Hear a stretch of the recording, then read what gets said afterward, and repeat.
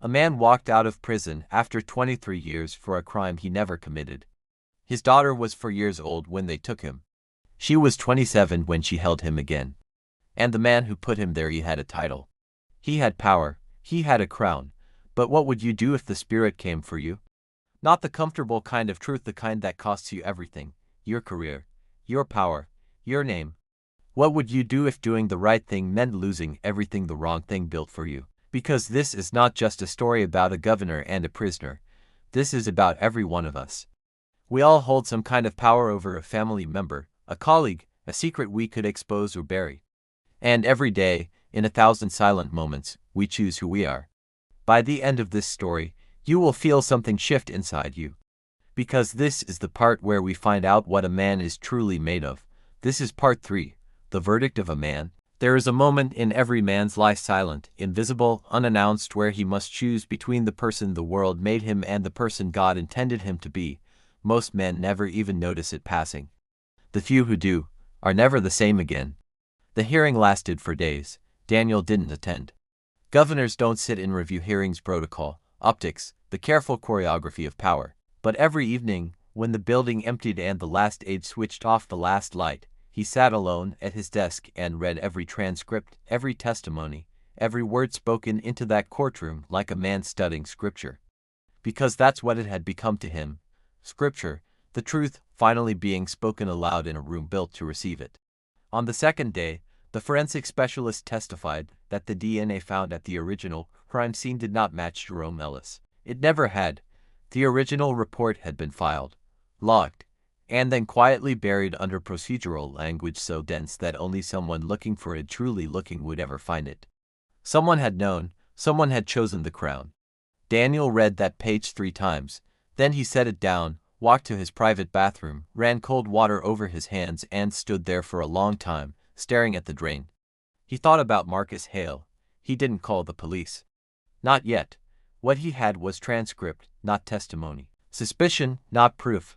But he made a call to the state attorney general that lasted 47 minutes, and when it ended, two things had been set in motion that could not be stopped.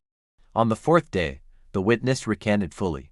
Her name was Patricia Owen, 63 years old now, retired, living quietly in the northern part of the state with a garden and a dog, and 23 years of something she called indigestion but her pastor called guilt. She sat in that hearing room and she told the truth. She had been 20 years old in 2001, a single mother, 2 children, behind on rent.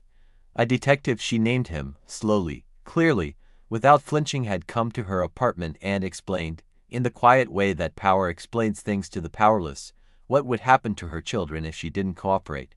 So she had cooperated, and Jerome Ellis had gone to death row.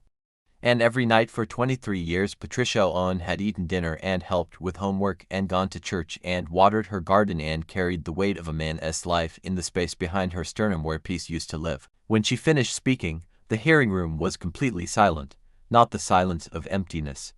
The silence of a truth so heavy it temporarily suspends everything around it. Daniel was at Zoe's school recital when the verdict came through. She was playing a small speaking role in a children's production about a king who had to choose between his gold and his people. Daniel sat in a plastic chair in the 3rd row and watched his 8-year-old daughter stand under a spotlight and deliver her single line with the gravity of someone who had been rehearsing for a lifetime. "A crown that costs people their lives," Zoe said, clear as a bell, "is not a crown, it is a curse." The audience applauded. Daniel's phone vibrated in his pocket. He already knew. Jerome Ellis walked out of Caldwell Correctional Facility on a Tuesday morning, 23 years, 4 months, and 11 days after he walked in. He wore a gray shirt his daughter had bought him, new shoes. He had lost most of his hair. His hands, Daniel noticed in the footage, were slightly unsteady, not from fear, but from the particular trembling of a body that has spent decades preparing to die and must now, suddenly, relearn how to simply live. He stepped through the gate. Amara was waiting. She didn't run. She walked steady, deliberate, the way a woman walks when she has been holding herself together for so long that she must be careful how she lets go. She crossed the distance between them and put her arms around her father and pressed her face into his shoulder. Jerome Ellis closed his eyes. His lips moved. No sound came out.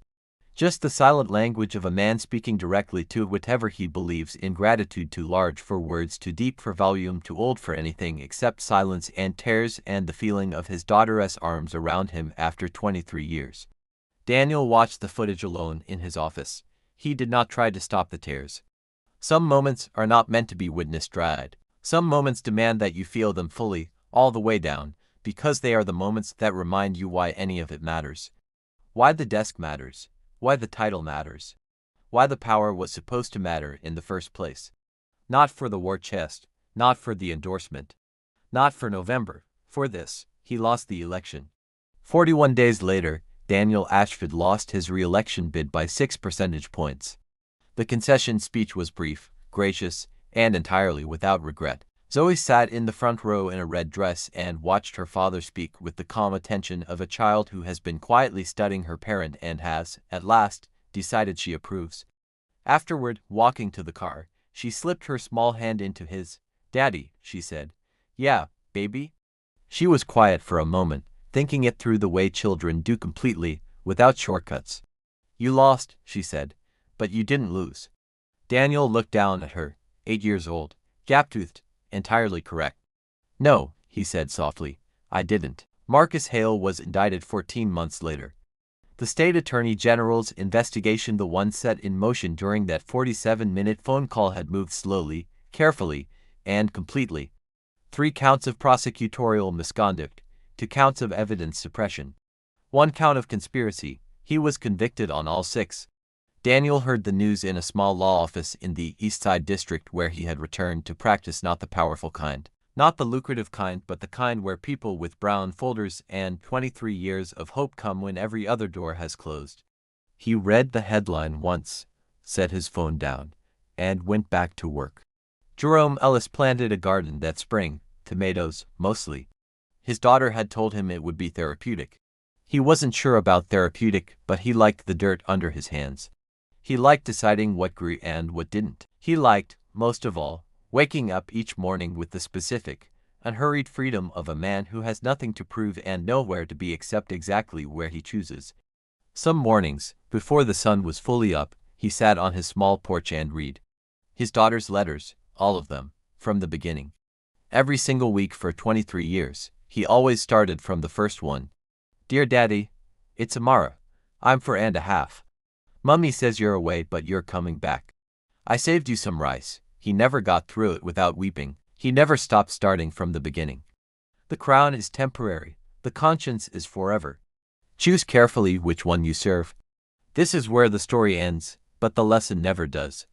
Jerome walked free because one man finally chose conscience over crown, even when it cost him everything. This is Gotti's Folktale Lessons. If this 3-part story moved you, shook you, or changed something in you, subscribe. Share it with someone who needs it.